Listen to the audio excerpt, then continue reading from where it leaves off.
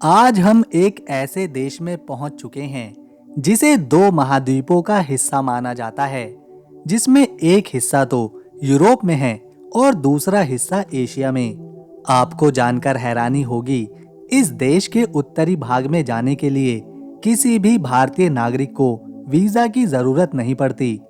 केवल हमारे देश भारत का पासपोर्ट दिखाकर और वापसी की टिकट दिखाकर 90 दिनों तक यहाँ आराम से समय बिताया जा सकता है।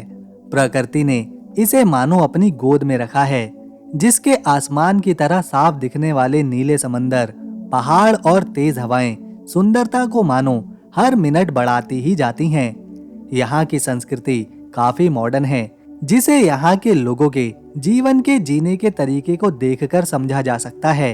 हालांकि एरिया बड़ा नहीं है, पर इस देश का भूगोल और यहाँ का इतिहास इसकी महत्वता को एक खास जगह दिलाते हैं। दोस्तों, ये दिल को छू लेने वाला देश है साइप्रस।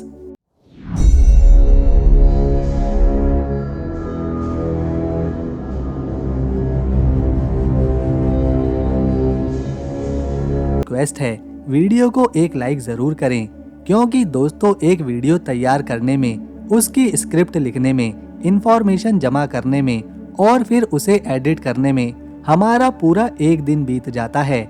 अगर आपका एक लाइक मिल जाए तो हमारी मेहनत सफल रहती है।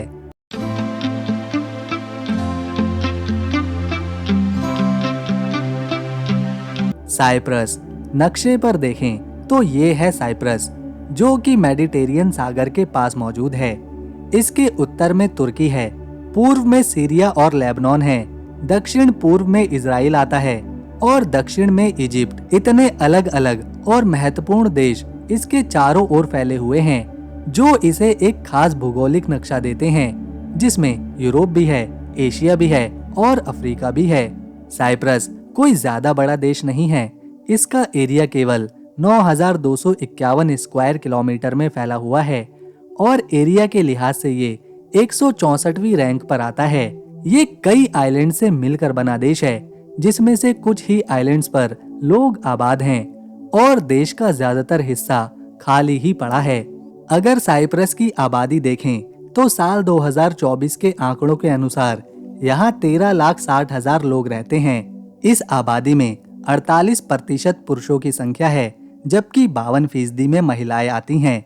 यही वजह है यहाँ की सड़कों पर, बीचेस पर आपको पुरुषों से ज्यादा महिलाएं ही देखने को मिलेंगी। साइप्रस के ज्यादातर लोग धर्म पर यकीन रखते हैं, तभी तो यहाँ की आबादी का 80% हिस्सा ईसाई धर्म को मानता है। इसके बाद दूसरा बड़ा धर्म यहाँ का इस्लाम है, जिसे 18% लोग फॉलो करते हैं, जबकि 2% में हिंदू हैं और बौद्धिस्ट हैं। आज भी ये देश दो हिस्सों में बटा हुआ है, जिसमें एक है उत्तरी साइप्रस, जहाँ तुर्की का कंट्रोल है, और दूसरा है दक्षिणी साइप्रस, जिसे ग्रीक कंट्रोल करता है। ये बंटवारा क्यों हुआ, इसे समझने के लिए हमें इतिहास में 100 साल पीछे जाना होगा। 20वीं शताब्दी से पहले यहाँ ज्यादातर लोग ग्रीक बोलने वाले रहा करते थे, जिन्हें ग्रीक क्रिप्राइट्स कहा जाता है। लेकिन फिर धीरे धीरे यहाँ तुर्की बोलने वाले लोगों का प्रभाव बढ़ने लगा, जिन्हें तुर्की क्रिप्राइट कहा जाता है।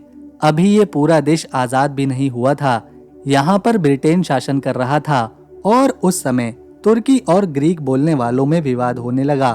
1960 में साइप्रस को आजादी मिल गई। इसके बावजूद यहाँ के लोगों के बीच का विवाद खत्म ही नहीं हुआ और फिर साल 1974 में ग्रीक ने साइप्रस पर कंट्रोल बनाने की कोशिश करी, लेकिन उधर तुर्की ने साइप्रस पर हमला कर दिया और पूर्वी साइप्रस पर कंट्रोल जमा लिया।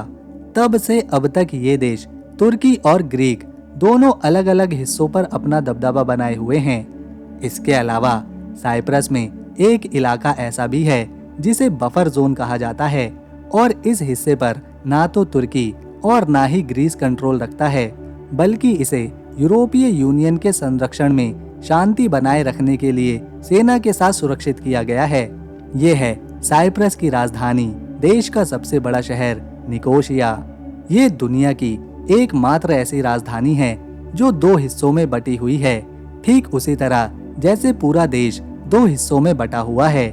यहाँ कई प्राचीन इमारतें हैं, बाजार हैं, किले हैं, महल हैं और चर्च हैं जो इसकी संस्कृति को दर्शाते हैं। राजधानी में एक चौराहा है, एलेफ्थेरिया स्क्वायर, जो यहाँ की काफी ऐतिहासिक और महत्वपूर्ण जगह है।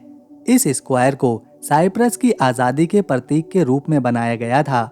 1950 के समय में ज़ाहा हदीद नाम के मशहूर आर्किटेक्ट ने इसे डिजाइन किया था। क्योंकि स्क्वायर सेंट्रल पार्क में है तो यहाँ अक्सर भीड़ रहती है। आधुनिक समय में यहाँ कई बदलाव किए गए, जिसमें शॉपिंग मॉल्स, रेस्टोरेंट्स और कैफेज खोले गए। समय समय पर यहाँ सांस्कृतिक कार्यक्रम और दूसरे आयोजन किए जाते रहते हैं। न केवल यहाँ के नागरिक बल्कि विदेशी सैलानी भी यहाँ पर घूमते नजर आते हैं। स्क्वायर सीधा ओल्ड टाउन से जुड़ा हुआ है और इसके दूसरे रास्ते आधुनिक राजधानी की ओर निकलते हैं। ये है लाला मुस्तफा पाशा मॉस्क।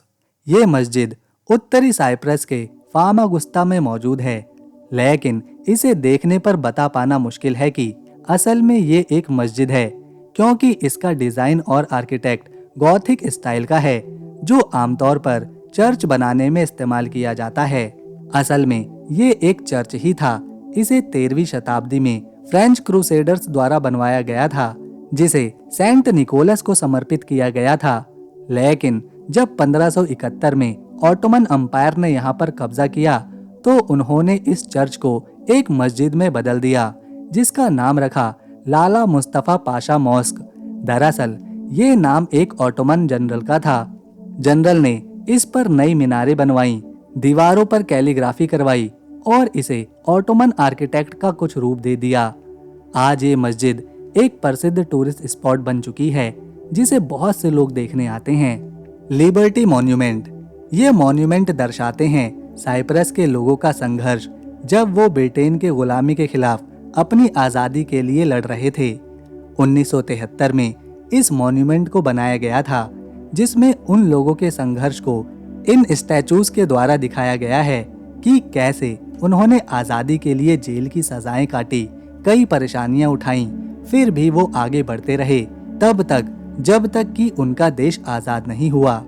आज ये जगह साइप्रस की सबसे महत्वपूर्ण जगहों में से एक है। साइप्रस के लोग ग्रीक और तुर्की भाषा बोलते हैं और ये दोनों ही यहाँ की राष्ट्रीय भाषाएं हैं। इसके अलावा इंग्लिश भी लोग जानते हैं और इसका फायदा ये होता है कि जो सैलानी यहाँ पर घूमने आते हैं उन्हें बात करने में परेशानी नहीं आती और इसी वजह से यहाँ की टूरिज्म इंडस्ट्री से हर साल करोड़ों डॉलर्स आते हैं। ये वो देश है जिसने हजारों साल पहले अपनी करेंसी इजाद कर ली थी।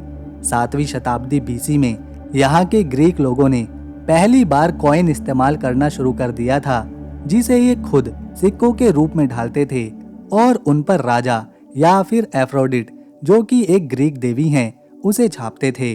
साल 2008 में जब ये देश यूरोपीय यूनियन का सदस्य बना तो इन्होंने अपनी करेंसी चेंज करी और यूरो को अपनाया। आज के समय में यहाँ करेंसी के रूप में यूरो ही इस्तेमाल किया जाता है। प्रोटारस। ये जगह बहुत ही सुंदर है, जो कि पूर्वी साइप्रस में आती है। ये एक प्रसिद्ध टाउन है जो कि अपने बीचेस और समंदर के लिए जाना जाता है। साइप्रस के कुछ सबसे सुंदर बीचेस जैसे फिग ट्री बे यहीं पर मौजूद है। यहाँ पर ऐसे लोगों को आना काफी पसंद है जिन्हें सर्फिंग करना, बोटिंग करना और पानी में खेलना पसंद है। यहाँ का नज़ारा काफ़ी अद्भुत है। स्कूबा डाइविंग, विंड सर्फिंग और जेट स्कीइंग जैसे रोमांच का मज़ा यहाँ अक्सर लोग आकर उठाते हैं।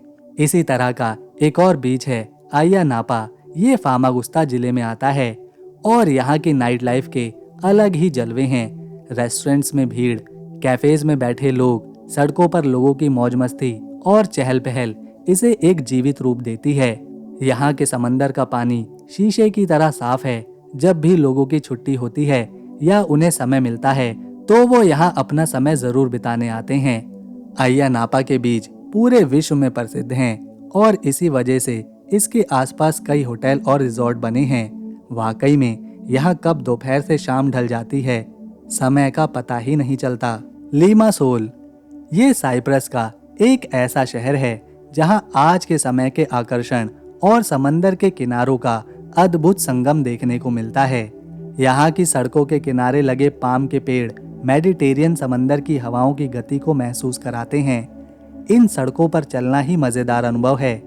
आसपास छोटे छोटे कैफेज खाने पीने के साथ आराम देने की सुविधा भी देते हैं। लिमासोल की बंदरगाह पर सैकड़ों लग्जरी याच खड़े होकर इसकी सुंदरता और अमीरी को दर्शाने का काम करते हैं। लिमासोल का किला एक प्राचीन इमारत है जो इस शहर के इतिहास को दिखाता है। यहाँ मौजूद आर्कियोलॉजिकल म्यूजियम में इस आइलैंड की प्राचीन सभ्यताओं के अवशेष देखने को मिलते हैं जो हजारों साल पुरानी कहानियां सुनाते हैं। लिमासोल का खानपान भी दिलचस्प है। यहाँ ताज़ा सी फूड का मजा लिया जा सकता है जो सीधे समंदर से आता है। साथ में अंगूर से बनी शराब भी यहाँ आसानी से दुकानों पर मिलती रहती है। जैसे ही यहाँ सूरज डूबता है, लिमासोल का रात का जीवन जिंदा हो जाता है। तो दोस्तों, अगर आपको हमारी इन्फॉर्मेशन, मेहनत और वीडियो पसंद आई तो इसे एक लाइक दें, शेयर करें और चैनल को सब्सक्राइब कर बेल आइकन ज़रूर से दबाएं ताकि हम ऐसे ही और नई वीडियोस आपके लिए लाते रहें। मिलेंगे नेक्स्ट वीडियो में, तब तक के लिए नमस्कार, अपना ख्याल रखें।